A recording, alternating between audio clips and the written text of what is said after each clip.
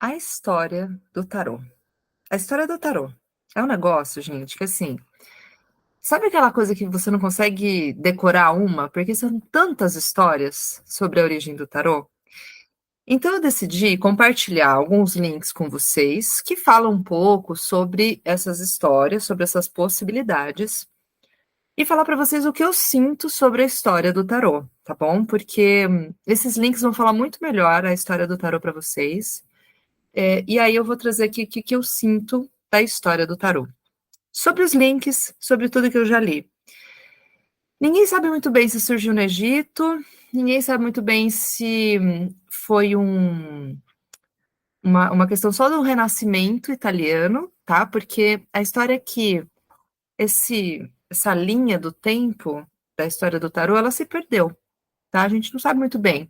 Tipo, na Itália começou a ter uns afrescos, né, umas pinturas com os triunfos, né, que são os arcanos maiores, digamos assim, com imagens de personagens, digamos assim, daquela época. Então tinha o rei, a rainha, o imperador, tinha o cavaleiro, aí tinha a morte, aí tinha coisas assim da vida, sabe? Meio que, enfim. Mas tinha umas imagens e algumas coisas que eles começaram a perceber que não era só sobre retratar a realidade, sabe? Tinha algo a mais ali nesse bolo, vamos dizer assim, tá? E o que acontece aqui?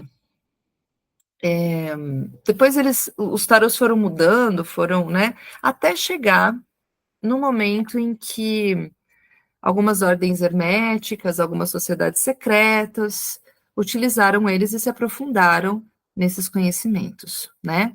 Então, por exemplo,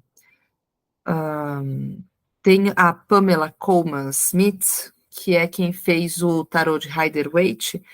Ela tinha conhecimentos herméticos, né, de alquimia, de várias coisas, e ela que formatou essas cartas como a gente conhece hoje, ela que deu a base do tarô clássico que a gente conhece hoje com os arcanos menores. Porque, por exemplo, o tarô de Marsella, ele tinha os arcanos maiores, mas ele não tinha muito. Os arcanos menores eram imagens meio confusas, assim. Vocês podem até procurar no Google, tipo, imagens dos arcanos menores do tarô de Marsella. São umas lanças, assim, são uns troncos, não tem uma coisa muito pictórica de historinha, que nem a gente conhece, vamos dizer assim, com pessoas. Então a Pamela trouxe isso. Mas antes dela já tinha muito estudo sobre as cartas, né, os arcanos maiores. Arcano é mistério, tá? E o que eu sinto, tá? O que eu sinto? Antes da gente entrar nas estruturas do tarô, tá? Eu vou falar sobre a estrutura do tarô, tá? Então, os arcanos maiores, menores, eu vou falar sobre isso. Mas o que que eu sinto? Eu sinto que a gente precisou manter alguns símbolos, alguns saberes, de forma secreta, vamos dizer assim, sabe? E entre as pessoas, não escondido lá num lugar, não fechado. Tinha alguns conhecimentos que precisavam circular, sabe, entre as pessoas, como se fosse assim, gente, esse conhecimento é para a gente evoluir, é para a gente melhorar. Só que existem várias forças atuando aí, algumas que não querem que esses saberes fiquem entre as pessoas, né? Porque aí isso enfraquece, vamos dizer, o poder de algumas pessoas que dominam a grande parte, né, do nosso mundo. Então é melhor a gente tirar e separar esses saberes, percebe?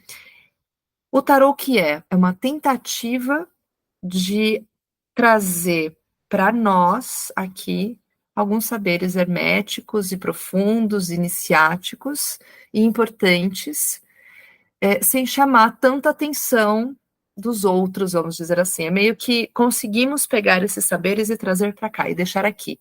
E não está escondido, tá? Porque, gente, não é um conhecimento tão simples quanto parece. Os 22 arcanos maiores do tarô, eles têm, por exemplo, correspondência com as 22 letras sagradas da Cabala, né? Com os caminhos que tem da árvore da vida na Cabala. Os 22 arcanos maiores, eles têm relação com muitos saberes, sabe? Aqui a gente vai acessar um pouquinho, né? Através da mitologia grega, através das imagens, mas eu te garanto que é o tipo de estudo que, ó, é para a vida inteira. Então, para mim, são saberes iniciáticos que puderam permanecer entre nós. Então, é um décimo, né, do que existe de saber iniciático, mas já é o necessário para que a gente dê alguns passos.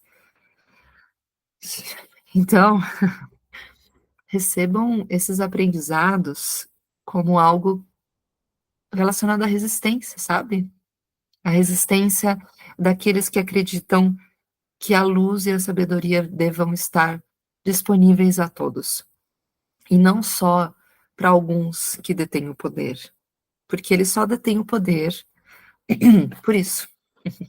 Porque se nós aqui conseguirmos compartilhar mais esse saber e ampliar nossa consciência, a gente vai dar grandes passos e vai perceber que parte desse domínio, parte desse sofrimento, parte dessa ignorância que a gente vive é para manter um sistema de controle na gente.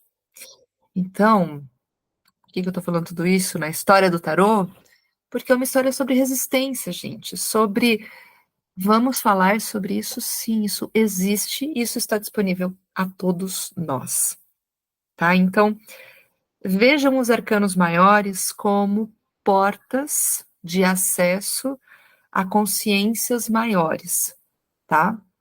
São caminhos, como eu disse, da árvore da vida na Cabala, são vários caminhos que levam à compreensão maior da vida e de nós mesmos.